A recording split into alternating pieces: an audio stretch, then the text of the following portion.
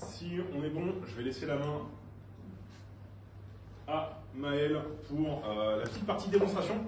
Donc je vous l'ai dit, tout avait un petit peu sa structure dans ce point-là, parce que je vous ai montré les retours qu'on a eu nous à Cannes, au World AI Cannes Festival. C'était principalement voilà, des gens qui cherchaient à faire de l'inférence de modèles, de modèles existants, un petit peu d'entraînement, mais surtout de l'inférence de modèles existants, et particulièrement de l'inférence de LLM. Donc comment est-ce que je peux avoir mon petit assistant générative, mon IA générative à la maison, mais dans un contexte privé, sécurisé. Ce qu'on vous propose aussi, nous, principalement, voilà, c'est d'utiliser les GPU pour aller faire cette inférence-là. Donc Maël va vous montrer comment est-ce que factuellement ça se passe, d'aller déployer un LLM avec nos produits. Hop, voilà.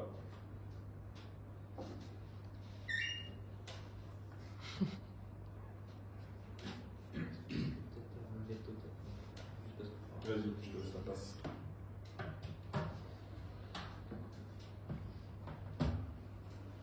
Est-ce que tu as besoin que je prenne le micro? Non, je pense que ça va aller.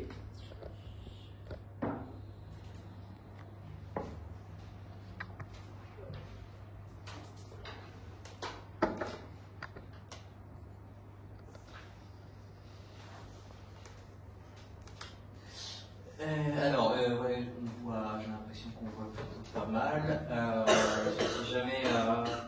Si jamais c'est trop petit dans le fond, dites-moi, j'essaierai de zoomer au cours de la présentation. Donc, si tout se passe bien, si j'ai pas de problème de Wi-Fi, donc le cas idéal, ce serait, je vais vous montrer comment déployer normalement assez rapidement un LLM chez nous, et à la fin vous devriez avoir un QR code que vous pourrez scanner avec vos téléphones pour aller interroger le LLM.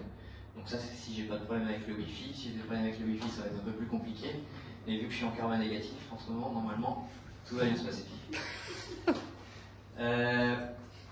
Alors déjà, comme l'a dit Thibaut, en fait là je vais vous présenter comment est-ce qu'on déploie un LLM avec AI Solution. Donc c'est le service qui était tout en haut dans la stack qu'on vous a présenté tout à l'heure. Et donc ce qu'il faut savoir en fait, c'est que AI Solution, ça va être du conteneur as a service. Donc pour ceux qui connaissent Docker, normalement ils vont pas être trop perdus. Vous inquiétez pas si c'est petit, je vais copier de toute façon, on va mieux voir juste après. Et donc en fait l'idée c'est que je vais lancer des lignes de commande en fait une par une pour vous montrer en quoi ça consiste.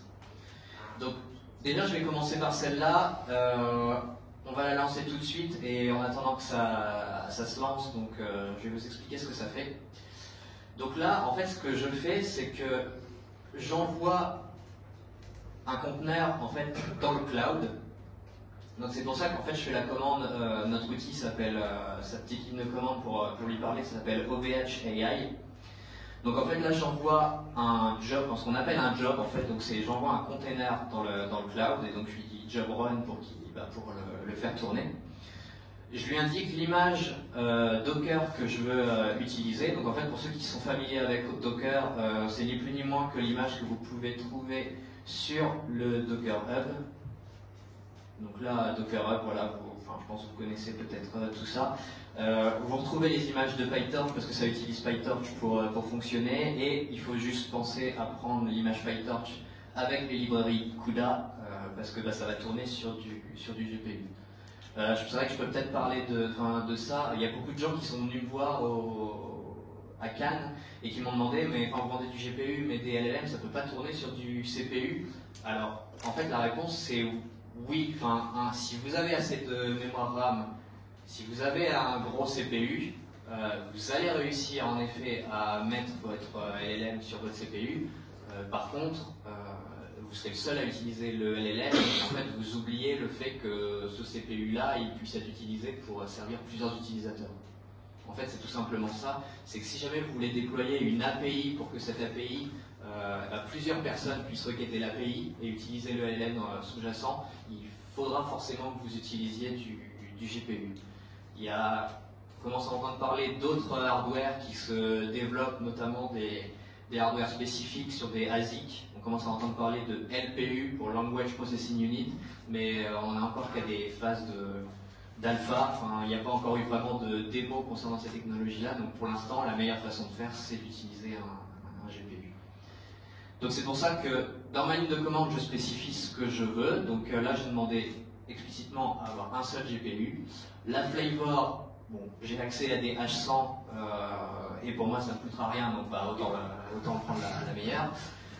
Unsecure HTTP, c'est tout simplement parce que voilà, comme je vous l'ai expliqué à la fin de la présentation, j'aimerais bien que vous puissiez vous-même tester et taper sur l'API. Donc en fait, en mettant ce paramètre-là, j'aurai pas d'authentification en frontal. Donc en fait, tout l'internet connaissant l'URL de mon modèle pourra le requêter. Donc c'est pour que vous puissiez tester à la fin.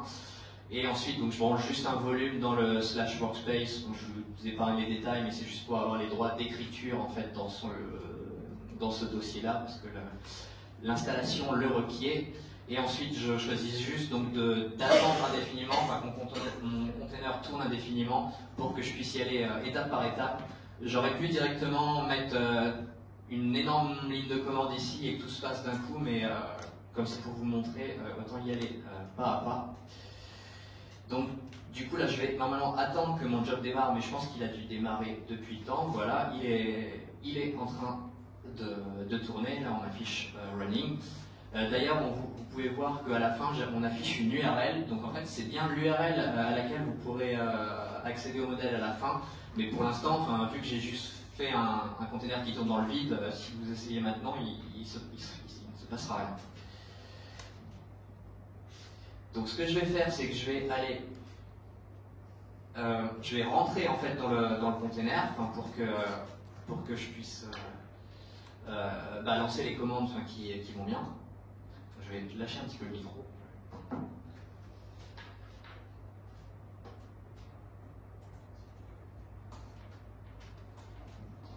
Donc là, je suis dans le conteneur. Normalement, si j'indique NVIDIA SMI, en fait, qui est la CLI de NVIDIA, SMI, je devrais voir s'afficher. En gros, on voit bien que j'ai accès à une NVIDIA H100. Donc là, je suis vraiment sur le conteneur dans le cloud, sur la NVIDIA H100.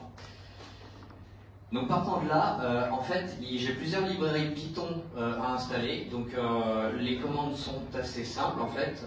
J'ai juste 3 dépendances Python à installer, donc fschat, VLLM et Accelerate. Je vais les lancer tout de suite parce que ça prend un peu de temps et pendant ce temps-là, je vais pouvoir vous parler de ces dépendances-là. Principalement, en fait, c'est VLLM qui va tout faire. Si vous ne connaissez pas VLLM, vous pouvez aller sur leur site web. Donc ça a été développé par une université. En fait, c'est donc des chercheurs qui ont développé un système qui permet vraiment d'optimiser l'utilisation GPU pour servir un large language model. Je vous avoue que à date, c'est pas la manière où, il y a des manières de faire qui vont être mieux si vous voulez vraiment tirer le maximum profit du GPU. Il y a des meilleures manières de faire, mais celle-là, c'est la plus simple et la plus rapide. C'est le meilleur rapport qualité-prix, en fait, si je schématise. C'est très simple à mettre en place et ça vous permettra déjà d'encaisser un certain débit assez conséquent. Donc là, les librairies s'installent. En ce qui concerne les autres librairies, rien d'exceptionnel. Accelerate, c'est une librairie de Hugging Face, pour ceux qui connaissent. C'est juste une librairie en fait, qui va permettre d'optimiser encore un peu plus le GPU. Et fschat, c'est tout simplement que l'API que je vais déployer par-dessus le modèle, en fait, je veux qu'elle ait une compatibilité avec les mêmes API que OpenAI, parce que la plupart, en fait, OpenAI étant les premiers à avoir été sur le créneau, de facto, ils ont un peu créé un standard, c'est-à-dire que maintenant, à chaque fois que les gens cherchent à avoir accès à des LLM, la plupart du temps, ils cherchent à avoir les mêmes API que OpenAI. Donc moi, la méthode que je vais vous montrer, c'est justement avec une compatibilité sur les API OpenAI. Donc encore une fois, on n'appellera pas ChatGPT, mais les API seront exactement les mêmes, c'est-à-dire que ce sera le même formalisme, les mêmes paramètres que si c'était ChatGPT. Donc ça met un peu de temps avant de s'installer, c'est peut-être l'étape la plus longue. Donc je vais devoir meubler un petit peu. Ce que je vais déployer c'est le modèle open source Mistral, donc je pense que vous en avez peut-être forcément entendu parler. Hein, donc c'est un modèle open source qui a été créé par 3 Français, donc qui ont respectivement travaillé. Il y en a un d'entre eux qui a travaillé pour Google DeepMind et les 2 autres, ils viennent de des entités de recherche de Facebook. Donc c'est pas n'importe qui, et ils ont développé et entraîné justement des modèles qu'ils ont rendus open source. Et pour le coup, c'est vraiment du vrai open source. Hein. Leur licence est une licence Apache 2. Donc voilà, c'est ce modèle-là que je vais essayer de déployer. Donc voilà, là, les dépendances se sont installées. Donc en fait, j'ai plus qu'à lancer cette commande.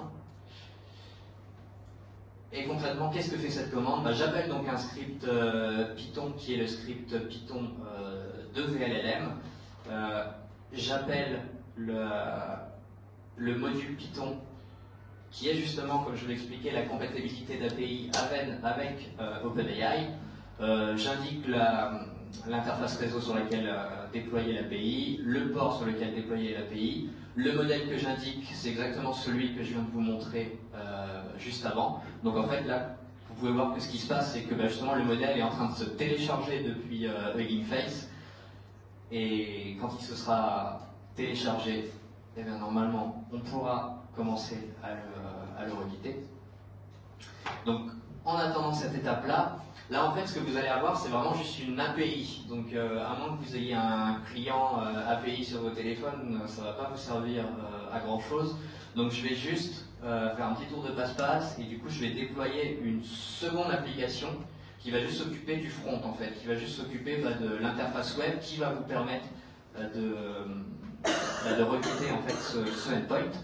Donc pour ça, je vais juste avoir besoin de récupérer l'URL à laquelle mon modèle est déployé. Donc c'est ce que je vais faire là maintenant.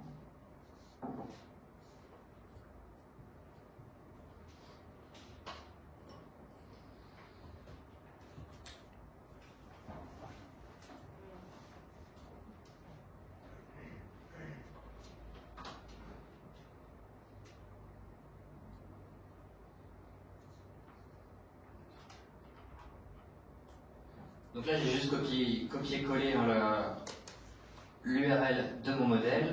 Et ensuite, alors cette commande-là, on va y revenir juste après. Et ensuite, je vais juste lancer ça. Donc, non, c'est pas celle-là, elle va être plus bas. C'est celle-ci, voilà. Donc, là, je passe les étapes, mais en fait, vous pourrez aller voir ensuite, vous pouvez venir me voir à la fin de la présentation et puis je vous donnerai le lien. Mais j'ai repris en fait un projet open source qui fonctionnait déjà sur ChatGPT pour afficher un front distinct. Et je l'ai un petit peu modifié, donc il est poussé en open source, je pourrais vous donner l'accès. Et juste avant d'être venu ici, j'ai compilé le conteneur Docker, je l'ai poussé sur ma propre registry. Et en fait, ce que je vais faire, c'est tout simplement déployer ce conteneur dans le cloud via cette commande. Et là, en fait, la seule chose intéressante que j'indique, c'est que vous voyez ici que je spécifie quel est le endpoint API à utiliser. Vous pouvez aussi constater que pareil, je mets unsecure HTTP pour que derrière vous puissiez accéder directement à l'interface. Et là, en fait, pour ce conteneur-là, vous voyez aussi que je demande uniquement du CPU, je ne demande pas du GPU, parce qu'en fait, c'est juste une interface qui va servir de HTML, donc absolument pas besoin de GPU. Donc là, ça va se lancer. En tâche de fond, vous voyez que ça y est, mon API s'est déployé, le modèle a été téléchargé et le VLLM me dit que mon modèle est maintenant lancé sur l'interface réseau 000 et le port 8080. Et en attendant du coup que mon application web se déploie, normalement, je peux requêter mon modèle simplement avec un appel curl. Donc là, c'est comme si je faisais un appel directement à l'API. Donc si tout se passe bien, en gros, ce que je fais, c'est que je demande à exécuter une requête HTTP avec la méthode POST en réutilisant l'URL à laquelle j'ai déployé mon modèle. j'appelle le pass qui est le pass du coup compatible OpenAI, puisque chez OpenAI, pour interroger un modèle, ça se fait sur le pass v1/complétion. Bon, j'indique que j'envoie du JSON et j'envoie du JSON. Donc dans le JSON, qu'est-ce que je dis? J'indique que le modèle, voilà, c'est Mistral.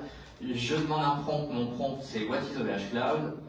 Et ensuite plusieurs tokens. Si vous utilisez déjà OpenAI, je pense que vous les connaissez. Notamment la température et le max token. Et là, qu'est-ce qui va se passer? Est-ce que tout va bien se passer? Eh ben, c'est parfait. Et on voit que là, en fait, j'ai appelé le LLM. Le LLM m'a répondu et du coup, il me donne une réponse sur sa représentation à lui, en tout cas, de qu'est-ce qu'OVH Cloud. Donc ça, c'est pour vous montrer que ça fonctionne déjà via API. En fait, vous pourriez faire vos curls depuis chez vous si je vous donnais l'URL, mais moi, je vais vous donner simplement accès à l'app. Et donc l'app, elle est déployée. Normalement, elle tourne. Du coup, il suffit juste que j'aille voir son adresse. Hop, avant de vous partager le lien, je vais juste tester moi-même pour voir si ça fonctionne. Donc là, voilà, quand vous affichez les informations de l'app, vous voyez toutes les informations. Si vous cliquez sur URL, normalement, vous devriez arriver sur une interface web, voilà, parfait, qui ressemble très fortement à ChatGPT. Et si vous demandez quelque chose au modèle ici, hello, normalement, le modèle, voilà, devrait vous répondre. Ah, parfait, tout fonctionne. Du coup, il ne me reste plus qu'à copier l'URL et à générer un QR code. Et du coup, je vous invite à scanner le QR code et à tester par vous-même. Ce qu'il faut savoir, c'est quoi? Là, j'ai déployé du coup le plus petit modèle Mistral pour que ça aille plus vite. Mais pour l'instant, ils en ont deux en open source. Ils ont donc le 7 milliards de paramètres et le 8x7. La démonstration que je fais là maintenant, forcément, en termes de pertinence de résultats, c'est pas la meilleure. Mais en tout cas, si vous avez un jour chez vous l'occasion de tester le 8x7, moi je trouve que le 8x7 est vraiment très pertinent dans ses réponses. Surtout en tant que modèle open source, enfin, c'est sûr, on n'est pas au niveau de GPT-4 ou d'Anthropic, mais enfin, je trouve qu'il se défend très bien. Donc je génère le QR code et puis vous n'avez plus qu'à le scanner. Je pense que vous avez vu aussi la vitesse à laquelle la réponse s'est affichée à l'écran. Donc ça, c'est bon, voilà. Il y avait assez peu de tokens et il y a une H100 quand même derrière, donc ça envoie. Normalement, si vous y mettez tous, voilà. Vous ne devriez pas arriver à mettre H2.